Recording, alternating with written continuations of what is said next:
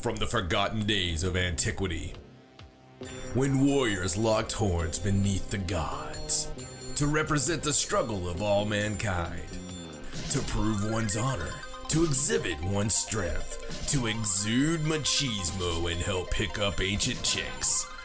This was professional wrestling, the very sport of the kings. And now, many moons have passed since the Coliseum video had that super groovy intro. Now comes a new age of wrestling, an age ripe with talent and bursting with mass appeal, an age not defined by any one mind, pal, an age created and molded by the people. A new type of territorial warfare, a golden era glowing before your excited eyes, a time of heroes, a time of villains, a time of podcastional affections towards these multinational accomplishers. Okay. I think they'll get it by this point. You really think Omega Okada topped Flair Steamboat? Yeah, well, that's a hell of a conversation, Raja, and quite a rabbit hole. But yeah, maybe we should have watched Dominion again before going on the air. We need a real intro, something short, effective, and maybe a name without a pun. He's a lifelong fan and former worker with nearly 2 decades of connection to the business. She's a lover of the indies who may or may not have several role plays involving Hiromu Takahashi, Joey Janela, and a reform school for good boys gone bad. Together, they are the conveyors of the truth, the watchers from above, calling shots like Babe Ruth, wondering what the hell's inside a coal miner's glove. He's John, she's Raja, and they're about to do the damn thing. Oh my God, he just got slammed on the hardest part of the ring.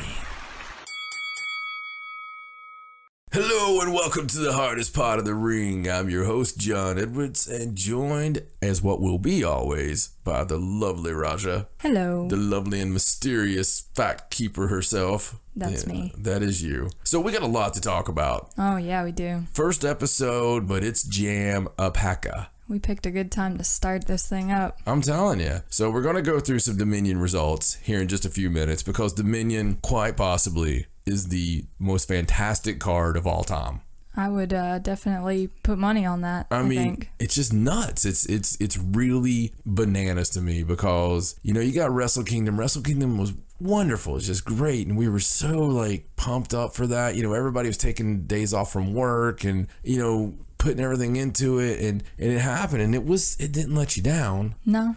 But Dominion kind of snuck up like a thief, right? You were expecting it to be good, but then there was that whole expectation of how can Kenny how could this even happen again? How could it be better than what we've already seen? Yeah, how could it? And then it just broke the whole thing. It broke everything. It broke everything. And I tell you, and I saw some of this online, I don't like to hate on things. I really don't. What's the point? I see WWE and people that go to WWE, and I absolutely, I think NXT is like one of the greatest things going. I think that it's got a hell of a TV show. I think that the takeovers are amazing. And look at the talent. Heck, we're even going to an NXT in Lowell, Massachusetts. Yeah. We're going to be sitting there. We got our tickets early. We're going to be enjoying that because, it's amazing, right? It's some really good action. But with all that said, I had to build that up. But there's a big but. Raw's kind of been stinking for a while. Yeah, it's been a little on the downslide. Recently. I don't know if it's the booking or I don't know. And the thing about it is, from being who I am, someone who was in the business, been in the business for nearly 2 decades, in one capacity or another, it's hard for me to say anything negative about guys that you've worked shows with before, that you've seen before, that are actually amazing talents. And I can't stand for people just to poo-poo on stuff for poo-poo's sake. Yeah, the talent is top notch over there. Absolutely. And it's just been something, and I think one of the problems is, and correct me if I'm wrong, I think one of the problems is New Japan is just so fantastic. I think you're right. I really think that it's just, I think our marriage was okay until we found the porn channel. Mm-hmm. You know what I'm saying? Like, it's very hard to beat. Yeah, I think we were fine, right? We were good until found that other thing, and then it's like, oh wow, look. And then the first thing doesn't seem so shiny and no, beautiful. it's not so shiny and beautiful. And the whole thing about it is, I've always, going back to before, like when I was a kid growing up, I was into Crockett. I was never into New York. I was never into that. I watched it because I was a wrestling fan. It was almost my duty. Does that make sense? Yes, definitely. Like, you have to watch the big one if you're a fan. Yeah, it felt like it was my duty. And I don't like that because that makes it feel like a job. Yeah. And when it starts feeling like a task instead of an entertainment, that's when you pull away from it. Yeah, absolutely. Absolutely. And that's what it's felt like. When New Japan puts on a card, from the junior matches on, I am completely engaged, excited. They respect my intelligence to know who the heel is without them doing a 45-minute promo. Oh, yeah, between every match. Yeah. And New Japan also, if I decided somebody was the heel, probably would not try forcing it down that I'm wrong. They'd kind of just let you think what you want to think. Or take their Wrestle Kingdom main event away from them. True. Yeah. Send them to Mexico. It's been done. By the way, I'm John Edwards. I was John Hawkins in pro wrestling in East Tennessee. I'm not here to put myself over at all, but I will say there's never been a better goddamn promo in the history of promos in the East Tennessee area than mine, and probably everywhere else. Just saying. But, you know, and I would be remiss if I didn't talk about the big news. The big news. The big news. Is our guest today. Oh, yeah. It's great. Premiere episode of Hardest Part of the Ring. And baby, we have not only a guest, but we have a member of the Bullet Club. We have the illustrious crown jewel himself of the Bullet Club, Chase Owens. Goddamn, pal.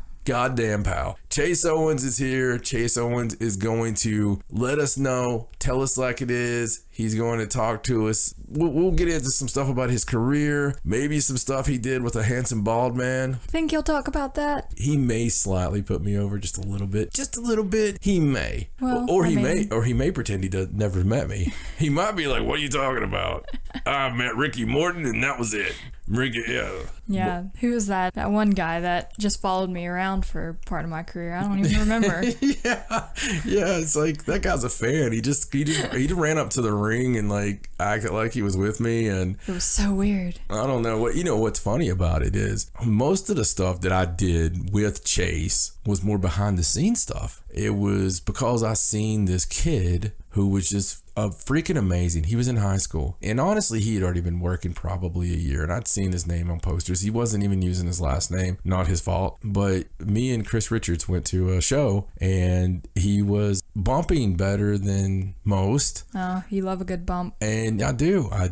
I remember interfering in a match or something, and he got shit canned, gave him some chops, and he was very respectful. He just wanted, man, he was laser focused even at that age, and he was the real deal. From Virginia high school, he had all the medals. He was a hell of an amateur wrestler. His dad was a wrestling coach at the high school I went to. And the thing was, I knew who his dad was, and right around that time, I actually started booking for a very short period of time this fed outside of the one I normally worked for in that area, but I got a chance to do their first couple of shows under their new name and have the book for it. So I wanted to make it a cool card, and I was friends of Kid Cash, and I wanted to put Cash on the card. I wanted to put some of my boys on the card and stuff like that. I wanted to have a deal with Chase. Actually had his dad come in and like take me down and all this stuff because we were beating up his kid or something. It was really cool stuff. Unfortunately, it didn't go as long as I wanted it to. Didn't last. Yeah, well, it didn't last because I had a falling out with the guy who owned the place. It was just the way wrestling is. But it was a beautiful idea. But I did ask Chase, own that last name, man, and his first moniker was The Real Deal. And it's kind of funny, I'll talk to Chase about this later in the interview, but the thing, it's like one of my pet peeves is somebody gets famous or, starts getting known and everybody's like, oh, I trained him. Ooh. Suddenly they're his best friend. Yeah, I trained that guy. And yeah, and everybody always loved the person, right? Right. And that really makes me mad. It's cool if it's true, but It was my privilege to have a part in Chase's career early on. We had some fun, but most of it, we did do some stuff together. I was there managing him during the time that he fought Davey Richards, and I'll be honest with you, that was for me a turning point for Chase. I think Chase will agree. In his career, his aggressiveness really took off after that. At the time, I was trying this babyface thing out, which was very short-lived and terrible and horrible. Weird. It was very horrible. It was like the only time I ever did that, except for a very short period at the first of my career. Just quickly, that's one of those things, people jump on, I try not to do that, but at the same token, we shared some cool stuff, and, he went on to be in the Crown Jewel after the Real Deal. I'm not upset that he doesn't use the Real Deal anymore, because that was kind of like hey, you're the real deal. Use the Real Deal. Crown Jewel's awesome. It is. But he's done so many amazing things. Chase is a talent and needs to be booked everywhere. Period. Everybody at work says the same thing. Sammy Callahan came over and did the Tag League. Yeah, I remember that. After Tag League, Sammy Callahan puts a tweet out. Everybody needs to book Chase Owens. That's like the running thing that'll happen. A couple of years ago, Super Juniors. Look at some of the people he got the pinfall victories. Will Ospreay, Ricochet. He's definitely paid some serious dues in his career. Yeah, and it's time to cash in. I'm excited to hear from him. Oh, yeah. Me too. And, stick around. We're going to have that. We're going to go through some of this. We got a few little news items, too, after we get through the Dominion rundown. But I think it's just about that time to turn this over to Raja as she goes through some of these Dominion recap. All right, so Dominion. This was quite the show, and we have a lot to talk about, so we better just jump into it here. I don't know if my heart can take it. Just thinking about it gets my emotions going. I know. It just makes me want to watch it again. My God. Of course, it took place on June 9th in Osaka Joe Hall in front of 12,000 rabid fans. They jerked the curtain with Despy and Kanemaru going over on Sho and Yo. Ah, yes, a little Suzuki-gun action. It was not at all what I was expecting. No, it really wasn't. I mean, it started off with a really fast pace. Yeah, as Suzuki-gun tends to do to all of their... And I thought it was a good opener. I never liked the finish. I guess we kind of expect Suzuki-gun to have the screw jobs, right? Yeah, well, it lasted 9.5 minutes, so it was a nice, short, jumpy opener for you. Right, absolutely. I mean, really get you into the mood. Yeah, they gave him 10 minutes, and that was perfect time for an opener. Nothing too crazy. They had right at the first of it had a couple dives. What's really big for me on this one was all four of these guys ended up in the Super Juniors having 6 points. Sho and Yo even beat El Desperado and Kanemaru in their respective matches in the blocks. So it seems like everything was set up for Roppongi 3K to walk away from this match. And plus, they're the real tag team. Yeah. So you kind of expected them to come in, take the belts, and go. I'm hoping that this is because of Sho. I'm hoping that somebody else has seen. A lot of times when you see something, the universe has seen it. It's not just you. Me and you noticed that Sho not only looked like $1 million, he carried himself like a singles competitor. He definitely looks like he belongs on his own. Yeah, he looks like you could see the Sho poster. Yeah. You could see the Sho poster where he was covered in sweat, holding like a sledgehammer. With the caution sign and all that. Yeah, absolutely. Except he has to get a new finisher before he goes singles. Yeah, he can't have the Chase Owens finish.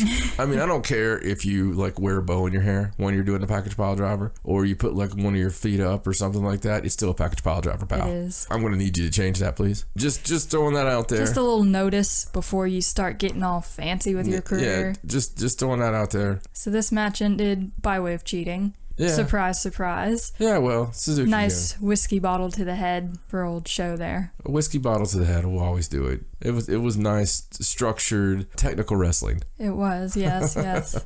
Second match, David Finlay and Juice defeated Jay White and Yoshihashi. Yeah, Yoshihashi. Sorry, I think there's one fan that's playing it. I think so. In every New Japan arena. It's like his mom or aunt or somebody that's out there going, Yoshihashi, Yoshihashi, Yoshihashi. It's a lovely thing. It's great support. Speaking of Yoshihashi, some strange commentary on this one. Oh yeah, Kevin Kelly going in with the king of the subtleties, huh? G1 talk and how Yoshihashi might potentially not be on the list this year. That's strange. Like, it is putting strange. over that he might speculation. Not, yeah, I mean, putting over that that he might not be good enough to be on the G1. Now, I know you enjoyed a Yoshihashi match. Oh yeah, his match with Kota Ibushi in the New Japan Cup was actually really a great match in my mind. I really enjoyed it. Is Yoshihashi a favorite? Or is Yoshihashi a broom and Kota Ibushi? There is always that. Yeah, you know, I mean, chance. It's just like with Kenny Omega. It's like, oh my God, Kenny Omega had a great match with this person, and well, that's because he could have a good match with a broom.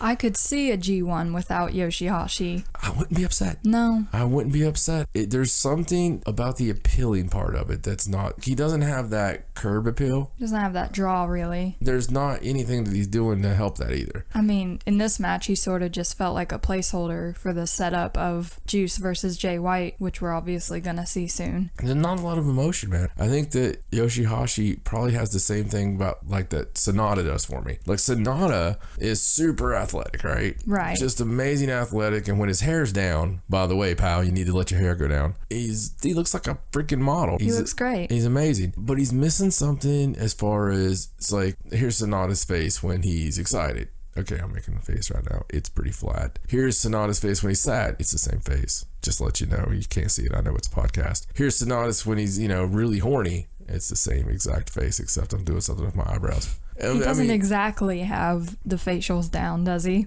No, I mean, it's kind of like the same thing. Like someone implanted some Botox. And he's having trouble making facials. That's Yoshihashi for you. Well, Yoshihashi, yeah, he's another one that's kind of like I would like to see him in like a trickster character, like he definitely needs something more. Yes, something like jumping around like with a hat, and I don't know, just like he's the headhunter. Maybe he can just start cutting heads off. It's just there you go. Jesus Christ, Rasha. Commit. Well, it looks like Yoshihashi's cut some young boys' heads off. Just don't cut Shota's off, and I'll be fine.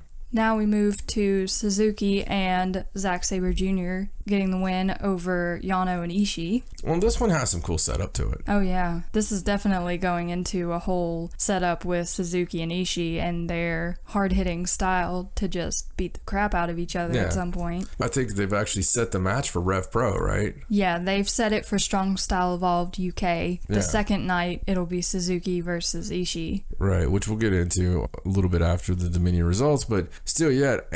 Do you think they've only done all this setup for the Rev Pro, or is it going to be Rev Pro and then something, with actual New Japan cards as well? It's hard to tell. It's weird for them to do that much setup. Everything matters in New Japan, so I would think it's a long program. I hope it's a long program because they're both freaking nuts. Well, interestingly enough, Suzuki and Zack Sabre Jr. are the British Tag Team Champions in Rev Pro. Oh yeah. And the first night they're defending against Ishii and Okada. Oh wow. There's a lot between Suzuki and Ishii, I guess, in the way of titles in Rev Pro. So that leaves Okada and ZSJ too. Yeah, they'll have a Sakura Genesis rematch on the second night. Wow. I guess we'll see what that leads to. Yeah, absolutely. I mean, there's some interesting matchups there. It's really interesting time for Okada right now. You don't go right back to a rematch. We've had 4 matches. Okay. Yeah, he doesn't just get the rematch immediately. No, he doesn't get the nod off the bat. I don't think. He had the 12 big defenses. I think Okada may be going through a renaissance now.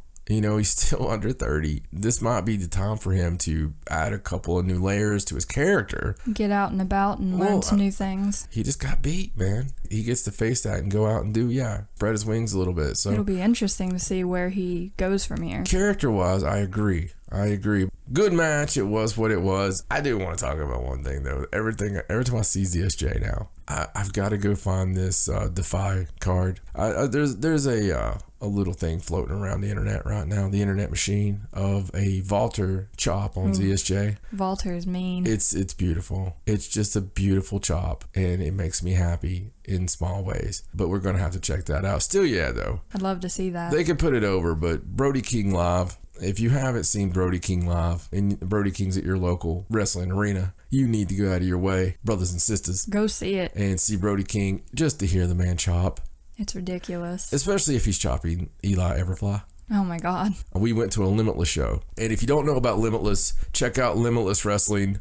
You have to order some DVDs. Oh, it's fantastic. Just order the last year of DVDs. If you like PWG, it's kind of PWG except in Maine. The crowds are rabid. You're talking about fitting 800 people in a 500 people capacity place usually, and it's just fun, man. It's just has a great feel to it. It does. It really is excitement. It's excitement personified. It's really cool. Definitely, we never miss one. You can always see us sitting front row. Cool. I doubt we ever will miss one as long as we live here. Oh yeah, cool stuff, man. I mean, anybody puts a lot of effort. I appreciate it. Just from a booking standpoint and from a talent standpoint and everything. Absolutely love it. But yeah, go check out. Like, you gotta find that chop, the Vulture chop. I think we'll have to look it up. It's pretty cool. ZSJ just bumps Graveyard Dead. It's beautiful.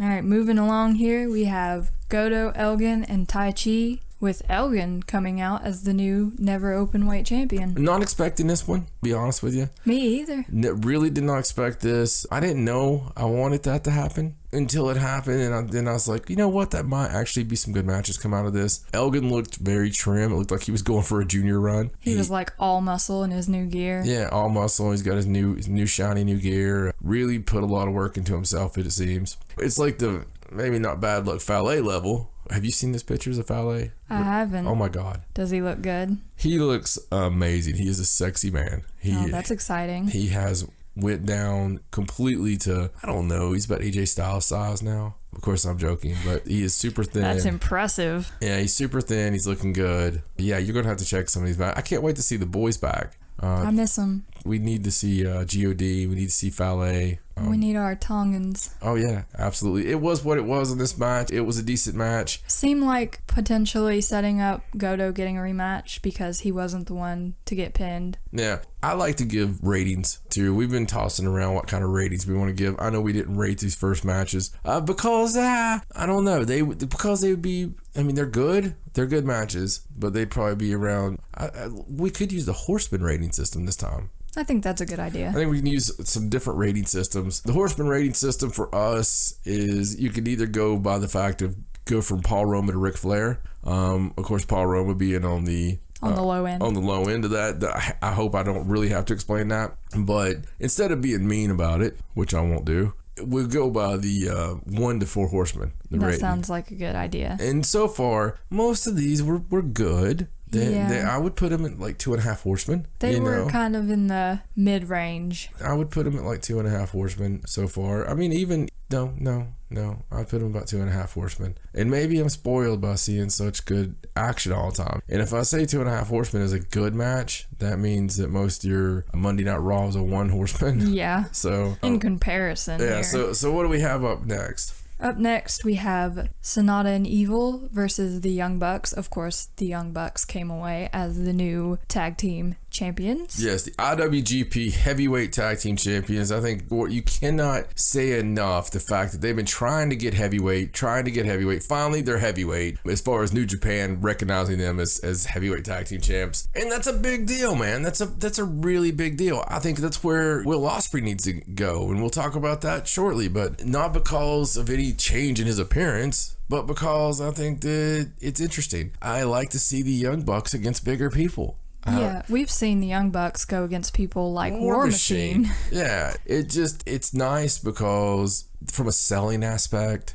it just makes sense. It feels like we're going to get a lot of really good matchups out of this, of them being in the heavyweight division. And it was time. If you look across the world at the juniors, we've got all the matchups that they've happened. In the heavyweight division, so much you can do. There's so much new you can stuff. do. And the story's there right off the bat. When you got 2 over 6 foot tall guys, right? 2 300-pound guys against a babyface team, they can say they're heels, but whatever. They're not heels. They're not heels. The people love them. They're babyface. I thought it was a great match. It wasn't much of a surprise. No, it wasn't the Young Bucks. I mean, there's a difference in the Young Buck main event match. There definitely is. And that's true of any New Japan match.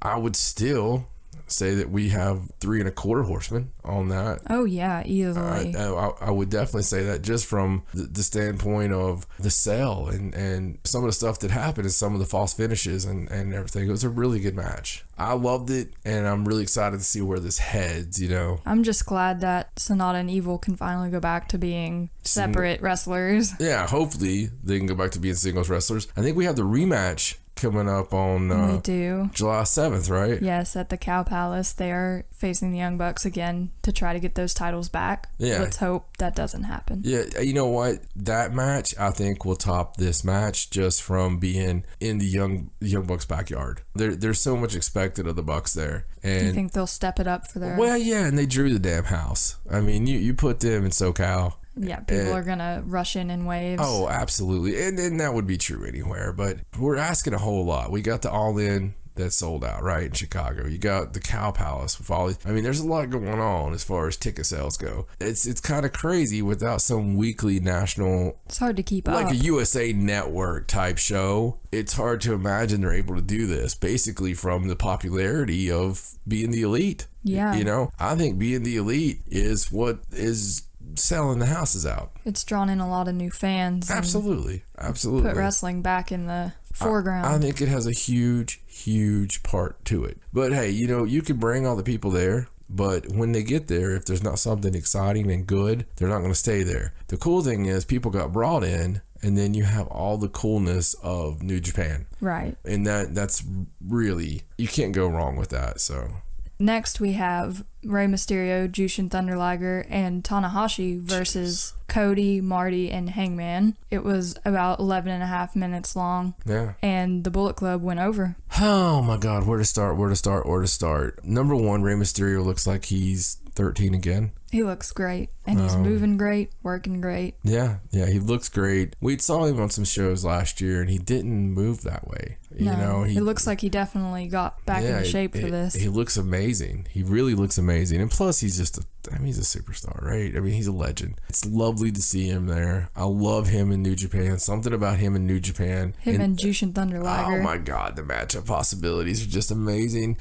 Part of me hates to waste the brilliance of Cody, the athleticism of Hangman, and the entertainment value of Marty all in one match. It is a lot to put in the same match. I really like to see them, especially Cody's the best heel in the business. Oh, you love to hate him. He's the best heel in the business. He's old school heel. He's 1985 heel, if you will. He is the 1985 heel. He's a funky like a monkey. 100 funky like a monkey. Nikita Koloff. This is gonna be funky like a monkey. 1987, the tour, if you will. And sorry, little inner Dusty Rhodes. It was very nice. Very nice is Cody's character. He is a heel, and it's only made him more popular. Oh yeah, he's amazing. Marty has matches that are always memorable. You know, they're just always memorable. Ariana just is in love with Marty, so that's always a fun aspect for us. But then you've got Hangman, who I see really big things for Adam Page. He's very talented. Very talented. You can see the buckshot clothesline there, winning some titles. I don't know. I kind of wish it was a program with Page and Jay White for that U.S. title. We've had the match, but I could see Juice getting that belt. But I would like to see Hangman with that strap eventually. You think the last standing member of Chaos will lose his gold? I don't know. It's so weird. It is weird. It is so strange. They took a hit. I mean, it is so strange. The whole world rocked. I mean, it's so crazy that what happened that night. It's still hard to fathom. We're coming up on a week later, and it's still hard to fathom. Even if he has his belt still, he still lost. Yeah. It was crazy. Yeah, it's just amazing.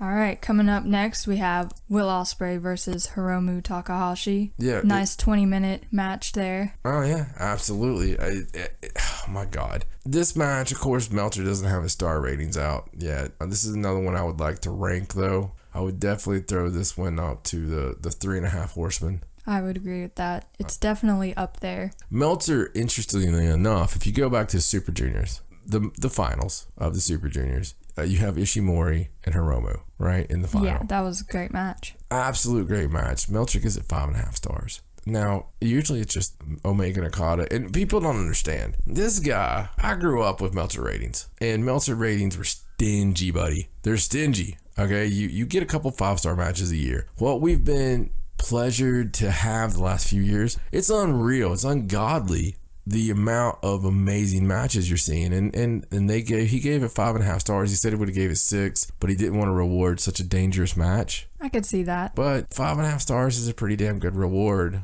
On this match, though, I have to say, I could watch Hiromu versus Dragon Lee for the rest of my life, every day, every hour. They have such chemistry. And there's so much chemistry there. I could watch Will Ospreay with just about anybody. But something inside of me wants to see Will Ospreay in the heavyweights. And something inside of me wants to see Hiromu and Dragon Lee on a stage this big. I don't know why. It's a hell of a match. Ospreay and Hiromu is great. But for me, it just never clicked to that next level. They nearly killed each other. Yeah. Nearly killed. Maybe that's just me. They just it throw might their bodies everywhere. totally be just me. It was an amazing match. It really was an amazing There was match. little something missing, though. Yeah, it seemed that way, right? It did feel that way, yes. I don't know.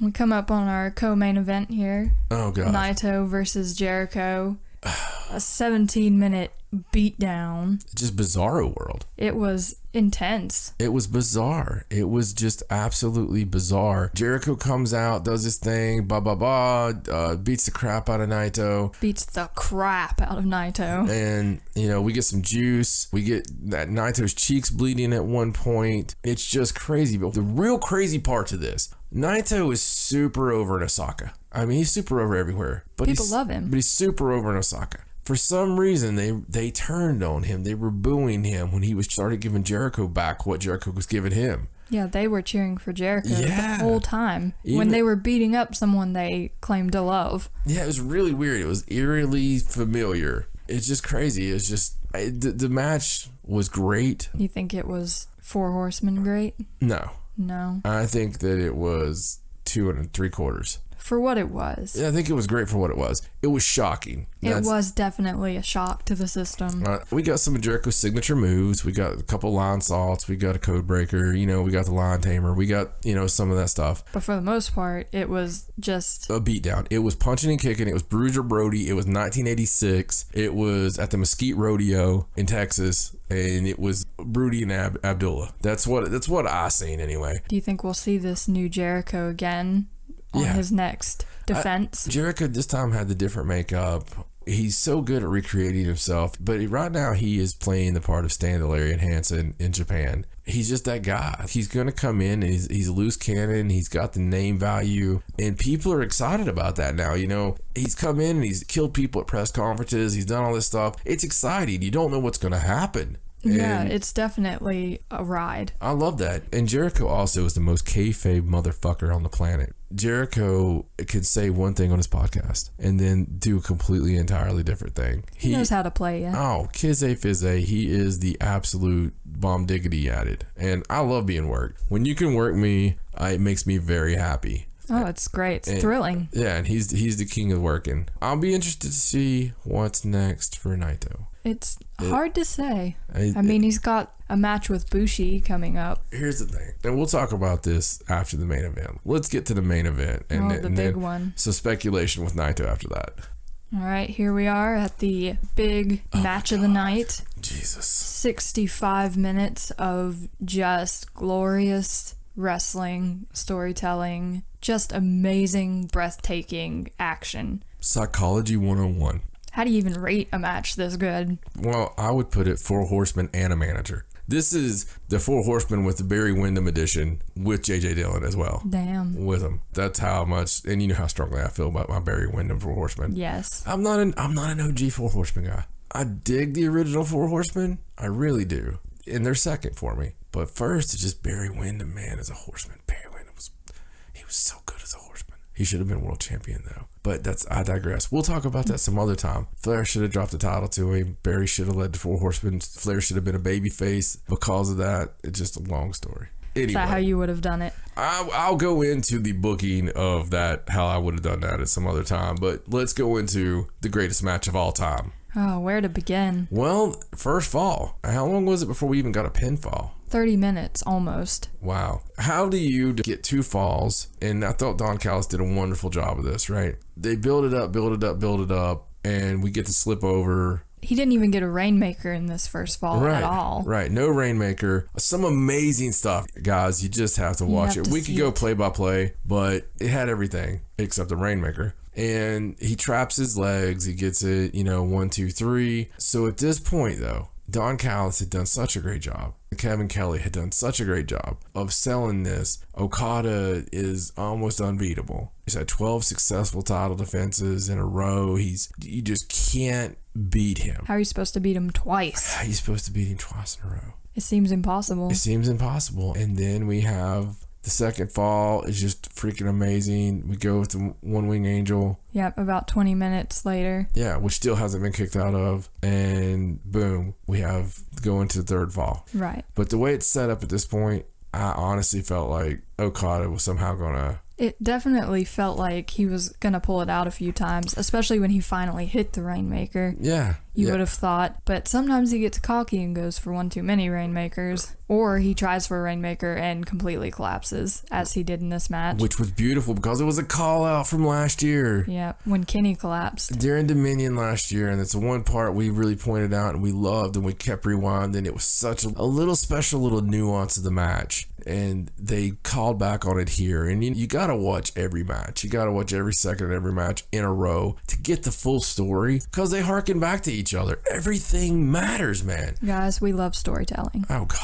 Oh God, just completely mark out for a good story, and it's what we have here. This match, and it takes everything. It takes the story, it takes the YouTube show, it takes all the previous matches, it takes the losses, the wins, it takes everything. It had to be at Osaka Joe Hall, it had to be on this night, it had to be this temperature. The stars had to align. But what you have is, in my opinion, the greatest wrestling match possibly, from taking everything into account, from emotion and everything that I've ever seen. Yeah, and definitely. It was so amazing, and you put it there with the series of matches. I think that's what makes it. That's what really sets it off. I tried asking myself if this was the only match that I'd seen between these two. Would I still feel that way? And I'm not sure. I think I would, though. I really think I would. Even without all the story behind it. Yeah, I really think I would. It definitely is very emotionally charged just in the way that they act in the match. Yeah. They know how to put on a good show. Dude, Okada's facials.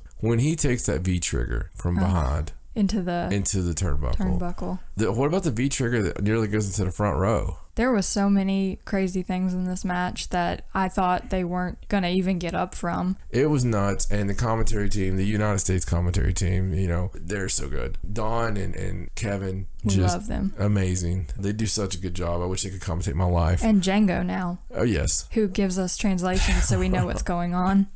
Yes, his translations are priceless. I believe he's saying he's upset, and he's like, I'm upset. No, it's good stuff. And this match, I mean, all I can say is if you haven't seen it, go out of your Flip Gordon way to see it. Definitely. You need to see this match. Get NJPWworld.com for under $10 a month. It's worth every freaking penny of it. Oh, yeah, it is. You get so much. So much content. We got G1 coming up. So you're going to get every night of G1. So you won't see us for a while? Oh, yeah. Because we're going to be trapped in the room watching G1? Oh, yeah, absolutely. We might even do like a watch along or something. I don't know with the finals on that. It's hard to tell what we'll do. But it's a great time. And I'll tell you, this is the best time in the history of that I can know. I've always been a fan. It's one of the best times overall to be a fan. That's saying something, because I think back to like 85, 86, 87 when I was a kid. Man, that was good times. You take the rise of NWO at the same time with Stone Cold Steve Austin and everything. Man, that was a good time. But this is right there with those other two for me. It's just some really cool stuff. I'm thoroughly enjoying being a wrestling fan. Yeah, there you go. And it's only getting better. But hey, we got some other news too to get to. So I'll just start off here. We already talked about a few of these matches for July 7th at the Cow Palace in California. Oh, I can't wait. All right, the Cow Palace is the Madison Square Garden on classic wrestling for the West Coast. There was so much amazing pro wrestling happen at the Cow Palace. It's right up there with me with, some of the territories like Florida, Texas, the Carolinas, the Pacific Northwest. There was so much happen at the Cow Palace. I think it's really awesome that they're there. I can't wait to see this card, but go ahead. We've got some good matches announced already, even though there's only 4 of them. We've got the Young Bucks rematch against Evil and Sonata that we talked about earlier. Right, which will be just amazing just because it's the Bucks in California. And then there's Jay White versus Juice Robinson for the United States title. I don't think Jay's going to hold it. I don't think so either. I don't know if the experiment's going to... I think Juice might be ready for that belt. And then we've got Kenny versus Cody for the IWGP Heavyweight Championship. I can't believe this is a title match already. I know. And I was surprised. That's nuts. Hopefully this buries it. I hope so, because it kind of seemed like Cody was starting to realize what he'd been doing wrong, and I hope he kind of... On the most recent Being the Elite,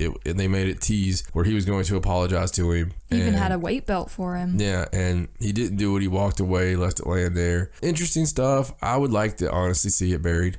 Me too. I like Cody and the Bullet Club. Maybe we'll have a little reunion, something of a get-together where they all just put it behind them. I would like that. I would also like Dustin Runnels to leave WWE and join his brother, but you never know. We can hope. We can always dream. The last match that's been announced is a tag match with Okada and Ospreay versus Naito and Bushi. Interesting match for a number of reasons. Now, going back to the future of Naito, I think that he's going to rebound in a big way. I'm really torn on who's going to win G1. And of course, we'll do a full preview show of G1. And on that preview show of G1, we'll give our picks and, all this stuff. We love to pick. It's either going to be Naito or Okada winning G1. You think so? I do. I really do. I think that Okada would be cool to run through and earn his stuff back. His rematch at next year's Wrestle Kingdom. I think Naito would be interesting in another way. Like if he would change his style just a tad bit. Maybe he's not so tranquilo. You want him to pull away from his devil may care attitude? I don't know.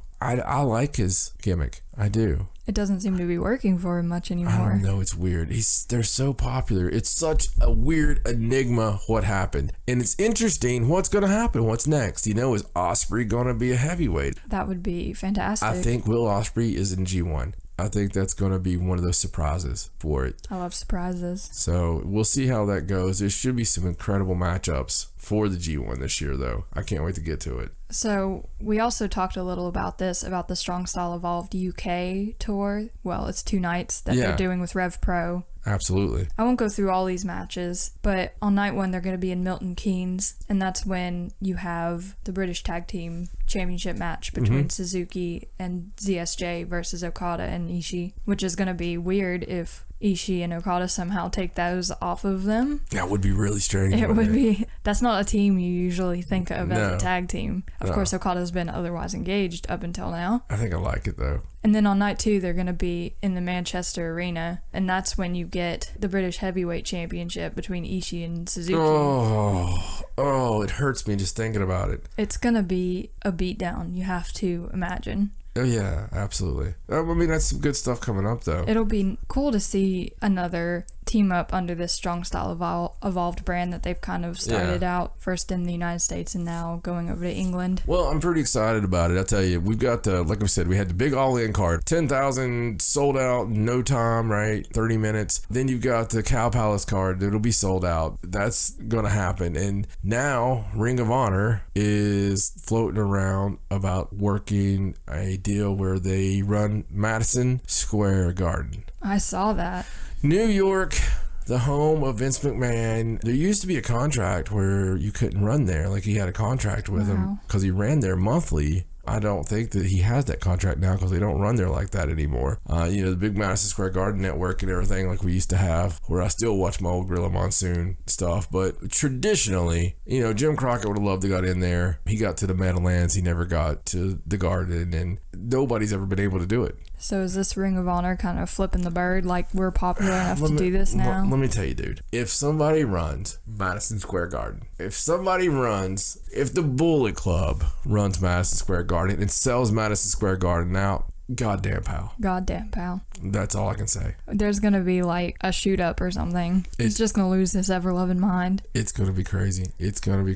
But hey, that's what I love about pro wrestling is you never know. Another one of our favorites, another one of our indie darlings that you've had your illustrious picture taken with, Joey Janela. He signed with Evolve. Oh, yeah? Yeah. So that happened. That's something that happened today. I'll see some Joey Janela action. That'll be interesting. Yeah. With all the guys that are already in there. Yeah, because there's a lot of good guys. And a lot of those guys we see on a regular basis with Limitless, you know. Yeah. I'll tell you one of my favorite guys out there right now, that one of my favorite guys you might not know who he is, would be Anthony Henry. Oh, you have the Workhorseman. Oh, God. Yeah, I love that guy. He's fantastic. Another chop guy for me. Chris Dickinson. Mm-hmm. That's another one that you guys need to check out. We'll be checking him out here coming up at the next Limitless show too. Well, maybe we'll get some more Joey Janela up here. I hope so. Since he'll be up in Evolve. I hope we get some more Joey Janela. I hope I get some more Brody King action here soon. Yeah, cool stuff. I think, speaking of action, it's about time where we talk to a little bit of a crown jewel, because I'm really wanting to hear what Chase Owens has to say. Yes, let's do it.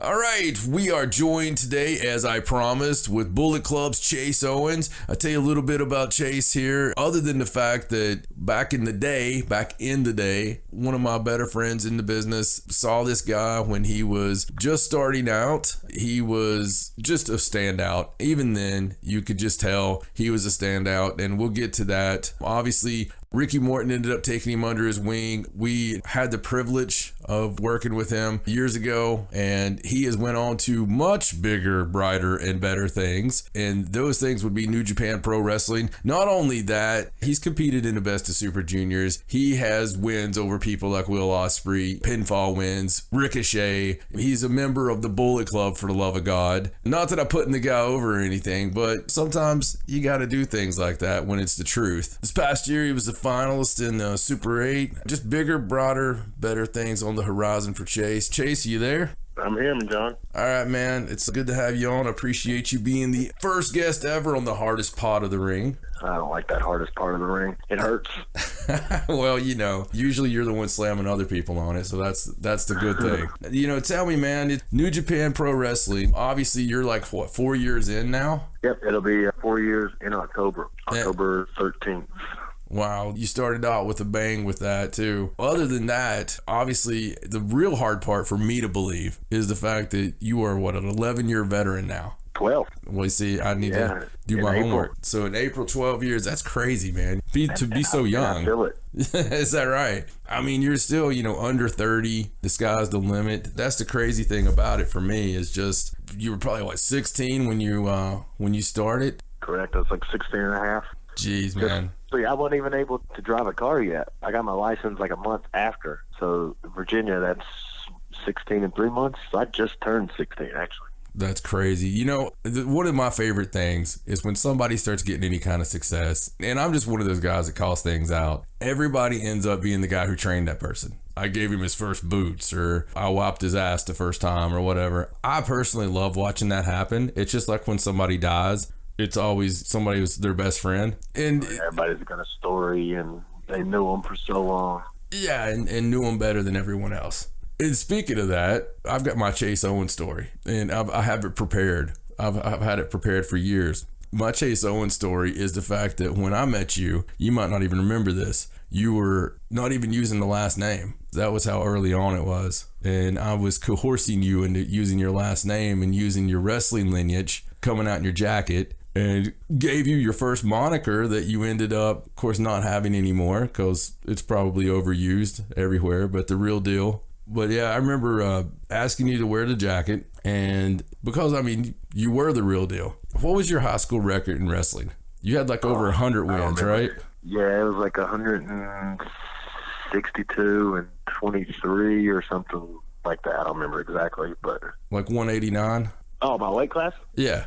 Yeah, 189. Well, I did that my junior and senior year. Freshman year, I was 160, and then 171 my sophomore year. So every year I bumped up.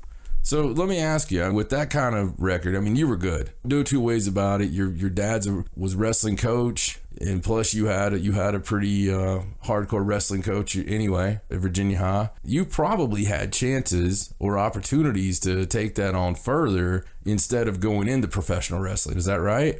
I did. I had, a few scholarships, but me at that young age was, I want to be a professional wrestler. Once out of high school and into college, then I kind of started, maybe I should have went to college, because independence and being young, it wasn't the most money at the time. But as the years went on and the opportunities started coming up, the decision seemed to pan out.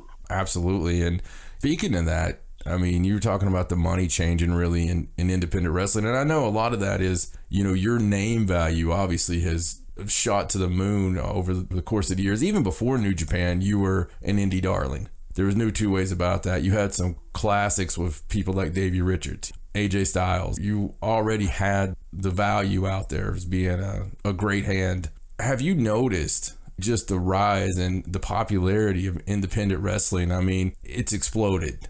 Is it like that across the country? You know, is it like that in Canada? Is it everywhere like that? You know, I've only worked for one guy up in Canada named Danny Duggan, Canadian Wrestling's Elite. And when I started with him, the first tour I did was, I think, 2 weeks. But the first week we did like a stampede of some sort. 2 matches every 2 hours, or 6 shows a day, 2 matches every 2 hours. But you didn't wrestle on every show. It's Skeleton Crew. You know, that was the first 4 or 5 days, and then there was a couple days off.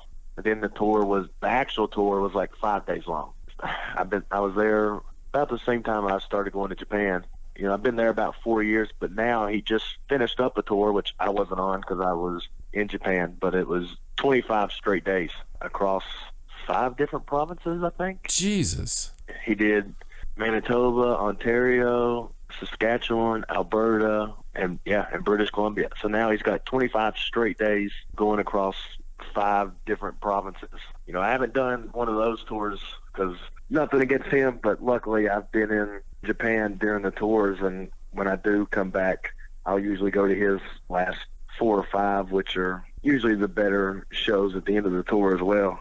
Right, absolutely. That's amazing though how much that's expanded. So yeah, I mean that kind of answers the question really. You know, you wouldn't be able to even support that if the popularity hasn't really risen. It looks like, you know, I'm not one of those guys who just like to crap on things to crap on it. Not at all. Just from being in the business for so many years on a local level, I appreciate seeing guys that, you know, that we saw on the way up making it and being the biggest stars in the world. But it does seem like the fans have discovered things like New Japan Pro Wrestling and have the fact of having the storytelling in the ring and really getting back to that.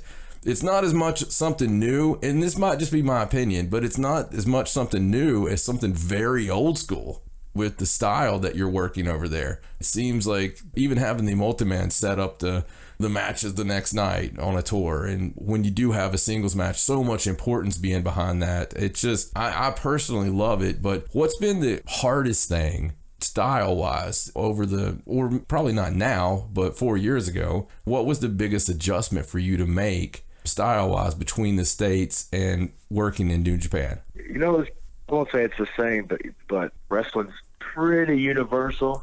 It just took time, not real long for me, but now that I've been there 4 years, and when you see new guys come in, you know, they try to do what they do in the States, and it's just doesn't get the reaction because the crowd's different. You know, the crowd still sees it as competition. Knowing what works there and what doesn't was the biggest part for me to try to adapt to. But working with guys, you know, of that caliber every night doesn't take long to pick up. Right. One thing that I've noticed, again, correct me if I'm wrong, but like even if you watch the latest Omega Okada, which just freaking cannot ever be repeated, and there's so many factors to that, saying that statement, but it's not just that one match. You have to kind of take it as the collection of the matches and all the build and the emotion, and that all plays into that being what that is. But it was such a slow, deliberate pace to me, and a lot of times I notice that on a New Japan match, it seems very deliberate, and everything seems very deliberate. It's not a spot fest. There's high spots, but it's not based on, like, if you go to an indie show, said indie show, you're going to see, you know, a lot of move after move after move. Yeah, exactly. Just the psychology, and for me, from being trained, being in the business, then being a manager and listening to guys like you calling matches for freaking 10 years after I'd wrestled, you get exposed to a whole lot when you're standing there going over all the matches, because you got to know what's going on in the match. That's the one thing I've noticed, even in your matches, is just how deliberate everything is. Everything matters. If it's a chop, it matters. It's not just for no reason. I don't know. That's the one of the bigger things I've noticed, and I think fans have really latched on to that. I may be a little biased about it, but that's why I think New Japan's the best wrestling in the world right now. Obviously, two of the top guys, Kenny and Okada, are leading that charge. But like you said, everything means something. Yeah. If you watch the last match of Kenny and Okada, you got to watch from the beginning and watch all four in order, because everything goes back to the match before. Yeah. The stories, and not just the booking, but match-wise as well. So the guys that you're back there in the locker room with, it matters that much, right? I mean, emotion-wise, it seems like everybody's wanting to go out there and really put on the absolute best performance they can. Oh, most definitely. That's what I like being there, because everybody's competitive. Everybody wants to go out and have these great matches, but everybody knows their role too. You don't see the first match going out trying to be the main event, but just like I said earlier, being in the ring with guys, Okada, Kenny, the Bucks, just being in the ring and competing, you pick up real fast. Yeah, that's the whole thing when you first start training. No matter how much you train, it does nothing compared to the first time you're in the ring with a veteran telling you, this and that, and then critiquing you afterwards, or riding in the back seat, making towns. I probably learned more in the back seat than ever in a ring. Yeah, that was a big advantage I had. Once I started traveling with Ricky, Bobby Eaton was still living in Kingsport at the time, and a lot of times it was Ricky and Bobby and me, and here I am, 17, 18 years old, yeah. Just sitting in the back seat, keeping my mouth shut, just listening. And every night after matches, both of them would critique me, give me a little bit of advice. That's exactly what I told the kids at the school Tuesday. Certain questions on how to get better, and it's branching out and wrestling people that are better than you. Right. Not wrestling the same guys that you train with in the same town you trained in, but just being with the better guys. And you were there firsthand when I really felt like something clicked, because you always hear people say something clicked. That was the match with Davey Richards. Yeah. I can't say what it was because I don't know what it was, but that match I felt after was really when I started taking off. You grew up in that match, and just to be completely honest with you, I didn't have a choice. Yeah. Yeah. I mean, it was, people don't understand, and hopefully I don't step on any toes. I'm going to give a little bit of inside baseball here. People don't understand how real professional wrestling is and how intense. We were preparing for this match, and the total respect from that camp with Davey Richards, Kyle O'Reilly. I mean, just having these guys, how serious they took everything, and how serious Chase took it. If you look at the pictures from that match, we're all laser focused like an MMA match, and Chase and I over in the one corner, just that laser focus. During that match, I had a bird's eye view to a hell of a match. Absolutely just killer. But what people didn't get to see was the respect that you earned from Davey Richards. And I can say this because I was there. I know you're not the type to put yourself over, and I appreciate that. And the respect that was shown, it was mutual respect, but it was earned.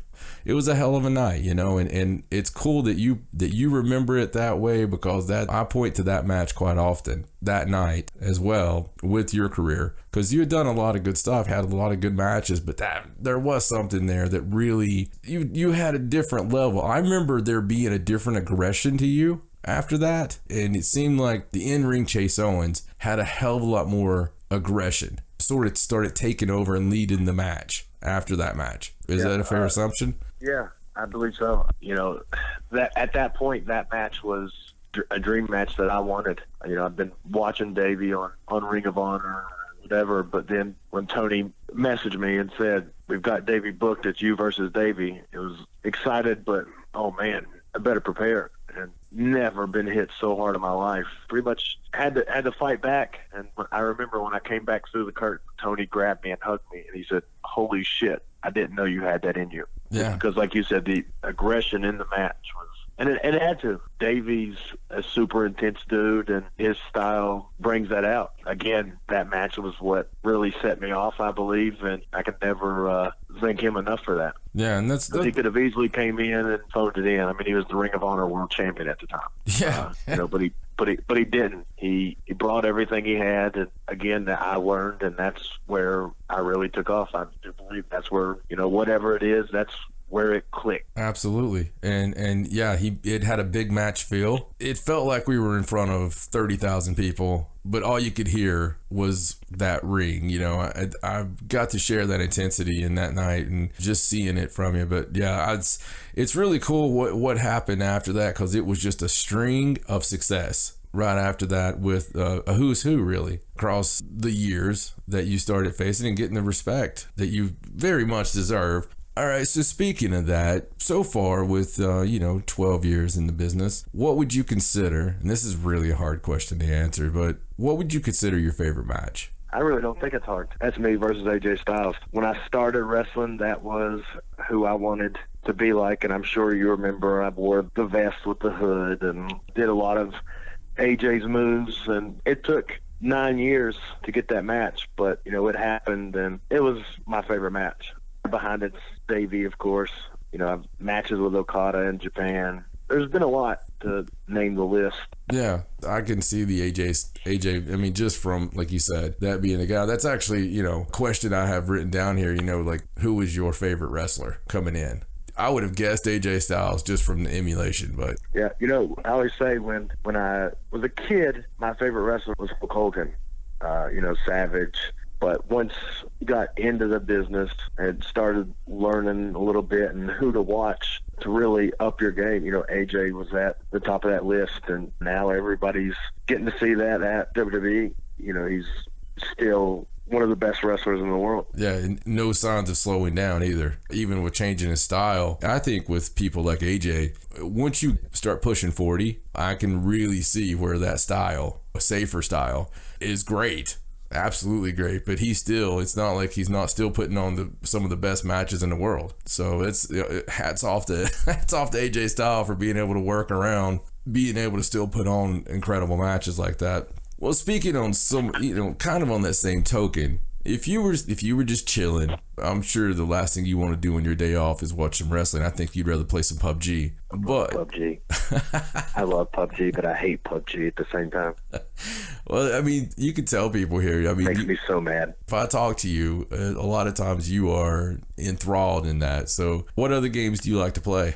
I've got some NHL hockey, some Madden, baseball, big sports guy. My brother plays a lot of State of Decay and stuff like that, but PUBG is really, I'm really not into shooters, but I played PUBG on my brother's computer and got hooked on it, and then he had it on the Xbox, and I got hooked on it to where I was playing on his gamer tag, and then got so addicted, but kept adding new people, and his friends would try to add me or whatever, or try to play with me when I was on his account, so I just made my own account and play this thing pretty much all day.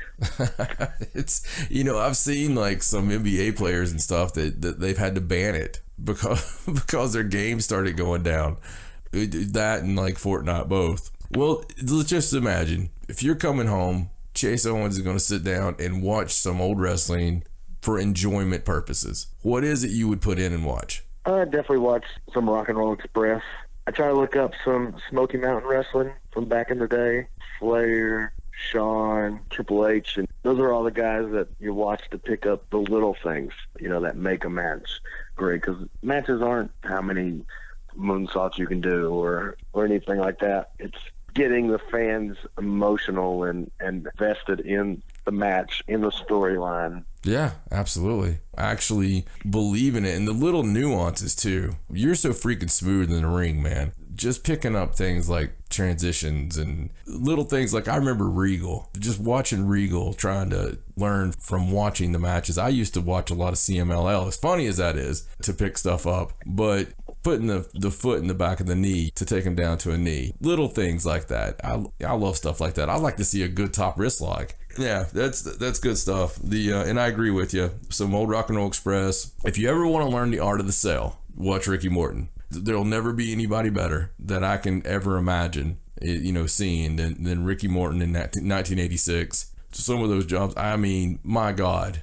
if you never heard You'd an have fans arena. crying. Oh yeah, absolutely. And you've never heard fans that loud. I don't care where you are. The fans, just the decibel level was off the chart. Unbelievable. I agree with you on that. So I remember listening to Bobby tell a story one time. You know, they'd almost have riots.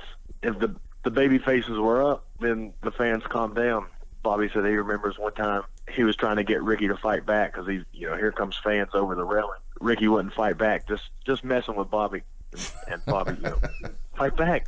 And here comes the fans, and Ricky'd finally start. Listen to those stories. I don't think when I was 17, 18 years old, I really appreciated them like I do now when I sit back and think on it. 17, 18 years old, oh, I'm a professional wrestler. yeah, Everybody thinks they're the top dog. Here I am as professional wrestler, but things change. yeah, absolutely. It's a good lesson for a lot of people that are getting things quickly to really respect the people that's done it and listen. No, there could be no bigger lesson actually than being humble, I think, and respecting the people that paved the way. I'll tell you, my favorite thing about Bobby Eaton is when I had the honor to manage Bobby Eaton on several occasions. When we would be out in front of the people, he would talk to me like freaking Bobby Eaton talking to his manager. Okay, it wasn't talking about something stupid or what. He would talk to me where nobody else could hear. Nobody in that place could hear what he was whispering to me. But he was whispering to me about, what are we gonna do, boss? What have you got me into? I mean, it was beautiful. It was some of the most amazing stuff, and he always did it. Because at first I thought it was a rib, and I just kind of giggled or whatever. You know, it's Bobby Eaton, and he's talking to me about what have I got him into. But 4 or 5 times later, and he still does it. I love the guy. Had a lot of fun doing stuff with him, you know, and we were blessed in that East Tennessee area to have the Ricky Mortons and the Bobby Eatons and the Dr. Tom Pritchards. Tracy Smothers. My God. Yeah. The level of old school work that we had there to learn from, and there's nothing better than Southern, to me, there's nothing better than the old school Southern style as far as getting the crowd into it, getting the fans into it, even like with tag teams and stuff. So much Man, there. we just did a 6-man tag match in Madison, West Virginia. Me and 2 guys from local up there against Sigmund Elliott and Dr. Tom. And we didn't hardly do a thing, and people were losing their minds. Right, because you know how to do it. That's actual working. That's what people don't get as far as people in the business. And when I say that, I'm not trying to throw shade. I'm just saying some younger people coming up think that it's all about how many flips you can do, how many dives you can do. There's a great time for stuff like that, but you don't have to do that. You can actually have longevity in the business.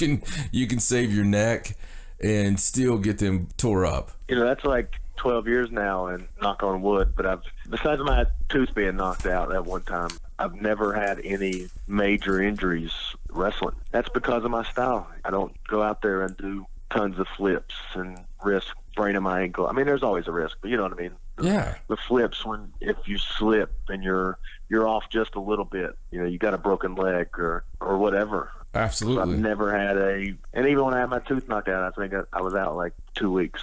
Yeah. And yes, my body feels the 12 years of wrestling, but I'm not like crippled or, you know, in tons of pain every day. Absolutely. And when it calls for it, you turn it on. Plus, you know, I personally like your style. You've got a stiff style. It's what it looks like. It's the funny thing about this is I do have a question here for the people listening. A little bit more inside baseball. And I know New Japan is really ultra crazy kayfabe, but I just want to put it out there. Minoru Suzuki. How actually crazy is Suzuki? Is it, you know, you see him beating up the young boys, you see that going on. How much of that is character? How much of that is shoot?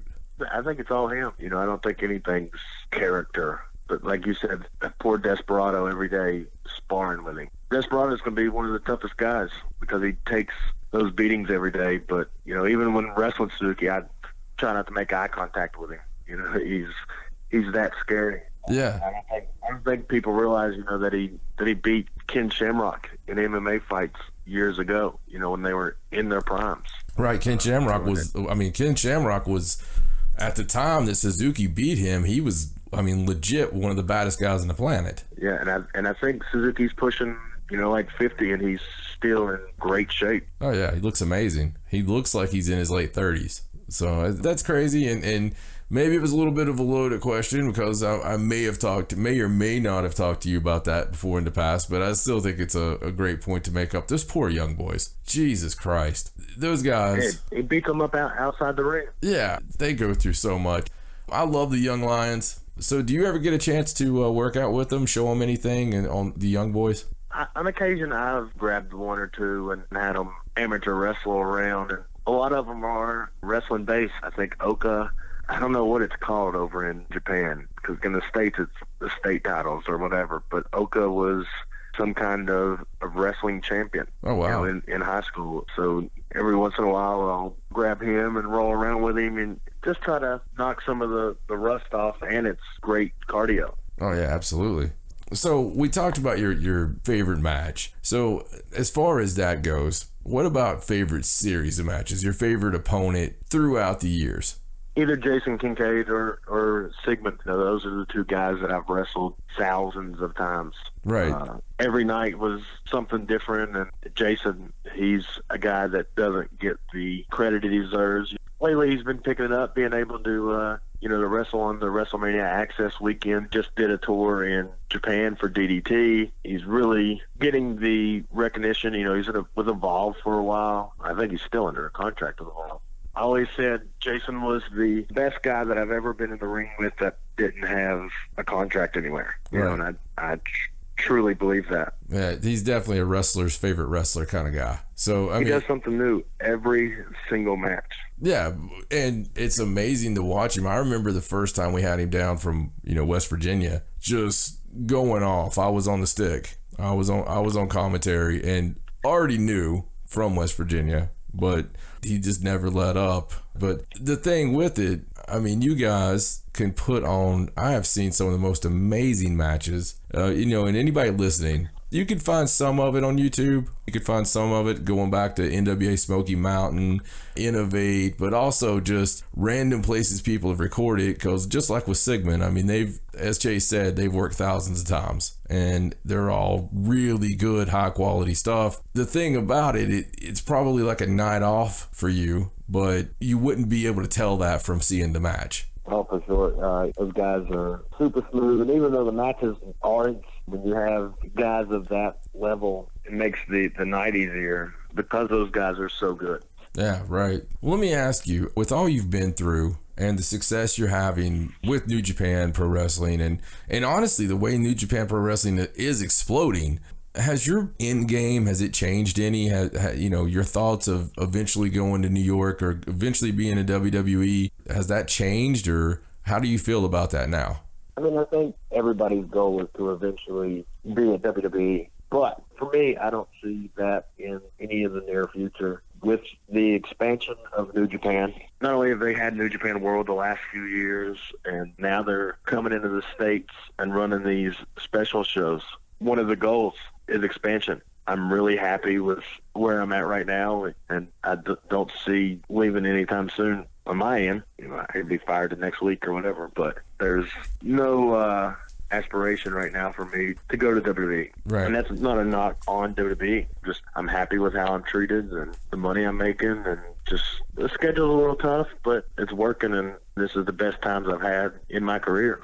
Yeah, absolutely. And just a little bit on that, there's been so much over the last couple of years that you've done with New Japan. In the New Japan locker room, it appears like, we've done the honorary Tongan thing that came up last year, but who's your boys? It appears that Tama and Fale and those guys would be the guys you would hang out with, but if you're going to go back and you're going to hang out, who do you hang out with? What corner of the locker room do you sit in? That's me and Tongaloa most of the time, not just in the locker room, but he's probably the guy that I spend the most time with on the tours, from sitting together at the shows, next to each other on the bus, going to the gym every morning, dinner, going to do a baseball game if we have a day off, or whatever.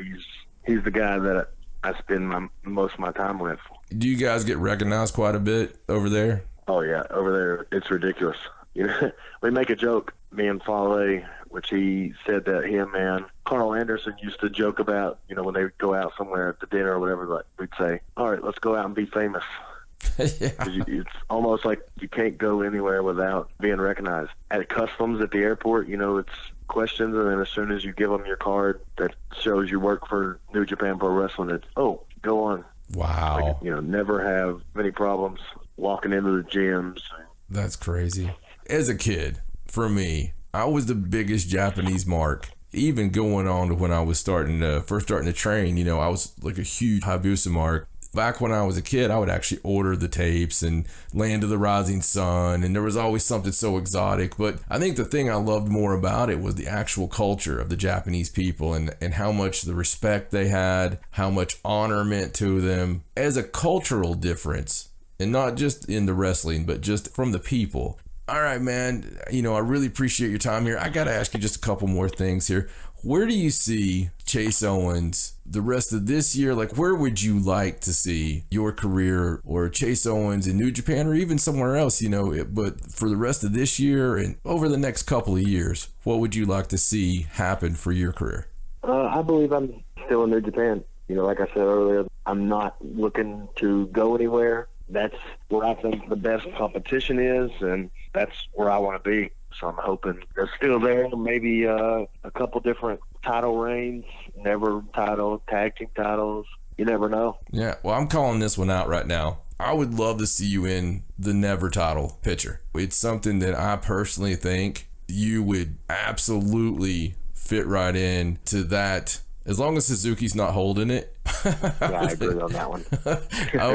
I would love to see you in that. I think that it would be perfect. But you know what? Honestly, if anybody listening to this has not got New Japan World, shame on you. But you need to go back and watch Chase and Kota Ibushi. Some of the tag matches during Tag League, even not that long ago, there's been some really good tag matches that you guys have just had some really good chemistry. So with that said, if you could have a program, if they just came to you and said, all right, Chase, you're booking yourself, and you could, have a program with one guy, who would you want to work in a program in New Japan right now? That's a tough one. I don't know if I can name this one, but there's definitely Okada, Kenny, Ibushi. Those are definitely top three guys. Naito was right up there. It's so hard with the depth of the locker room. Yeah, top to bottom. I mean, it's hard to argue work rate wise that's not the best locker room in the business. And I mean, because it is. It is. Top to bottom, that's the whole thing. The margin of error is, I heard something interesting listening to commentary, and that was going to be the thing I was going to ask you about. But before I do, listening to Kevin Kelly the other night, he was actually talking about the possibility of Yoshihashi not being good enough to be in the G1 this year, which I thought was crazy to hear that on commentary. But that just goes to show you the level of competition that it's really got to. There's, you hear people talk about the NFL, and there's such a slight margin of error. I mean, there's such a little slight difference between the bottom guy and the top guy. That's what it seems like you're really getting to there work rate wise. Yeah, everybody there is, like I said, there's nobody that can't go on that roster. Yeah, you rarely see a stinker. So Chase Owens, the commentary master, the final night of block action in the Best of Super Juniors, if anybody wants to hear it, Chase Owens made his glorious debut as a color commentator. So can we expect more of that? I hope so. It was good not having to take bumps and still get paid. My body up. That was the first time, but I did enjoy it. I thought the reception was pretty good, man. It helped that I had some help and pre-game instead of just winging it the night of. You did a hell of a job. It was I thought it just opened up another facet there, but hey, there's some big things. We got the new Chase Owens Bullet Club t-shirt out there. It is available on Pro Wrestling Tees. If you have not picked one up, shame, we all know your name. You need to go ahead and get one, or you shouldn't even be listening to this interview if you haven't done that yet. You need to support these wrestlers because, hey, putting their body on the line for you, jamming their neck up just for your entertainment. Go and buy a shirt now. Facebook.com/official Chase Owens, YouTube.com, Thrill of the Chase. He's going to do another episode. I'm telling you. We'll get to that. Yeah. On Twitter, it's at. What's hard for me is filming by myself.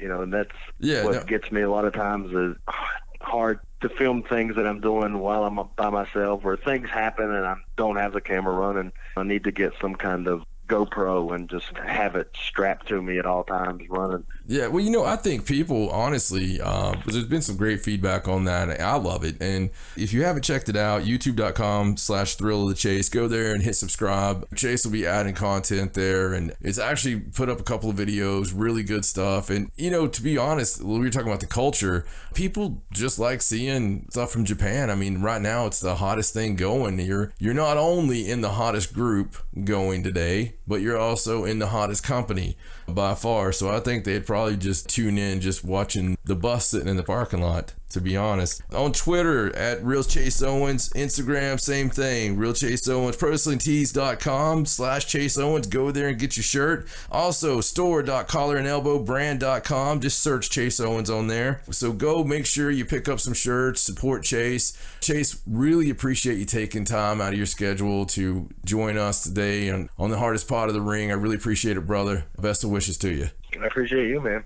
All right, well, that was a cool interview there. It doesn't get much better. Chaser's always fun to talk to and learn a little bit about some inner workings of New Japan Pro Wrestling. It was great having him. Oh, yeah, absolutely. Appreciate it having on Chase. And like I said, buy his damn shirt. Go right now and buy his damn shirt. Pro Wrestling Tees. You can follow the links, get there, search him, whatever you got to do. Buy the damn shirt. HardestPotOfTheRing.com. That's the address to go find out everything you need to find out about John and Raja. On the Twitter, it's at HardestPod. Be sure to get on there and follow us. Instagram is HardestPotOfTheRing. And however you decide that you like to listen in your life, however you're listening to us right now, subscribe to the Hardest Pod of the Ring. Share it. Tell your friends about it. If you don't have any friends, tell some enemies that you are listening to the premier, the best ever in the world wrestling podcast. We're here